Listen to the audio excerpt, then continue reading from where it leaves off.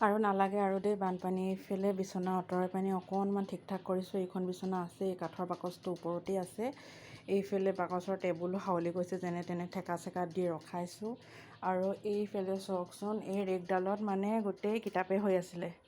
ওপৰতো আছিলে, তলতো আছিলে। ৰেকডাল মানে মেৰামতি কৰি ৰাখিছিলোঁ। আৰু এইফালে কিতাপবোৰ মৰমতে থৈ দিছিলোঁ।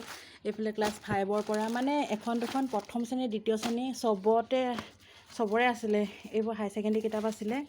এয়া পলিটিকেলৰ একদম কৈছোঁ নহয়, চব বানপানী আদায় কৰি পেলালে। এইবোৰ মৰমতে থৈ দিছিলোঁ মানে কিতাপবোৰ, এইবোৰ জাপ জাপ কিতাপ। এতিয়া এই কিতাপবোৰ যে কি কৰিম, মানে পেলাবলৈও বেয়া হৈছে। এইবোৰ ৰ'দতে শুকুৱাই ৰাখিম আৰু এইবোৰতো পঢ়িব পৰা নাযায়ও। এইবোৰ চব এদায়, এইবোৰ খতম গোটেই। এইবোৰ একোৱে কৰিব নোৱাৰোঁ এইবোৰ। আৰু এইটোতো গোটেই কিতাপেই, এইখিনি জাপ কিতাপ, চব কিতাপ এইবোৰ।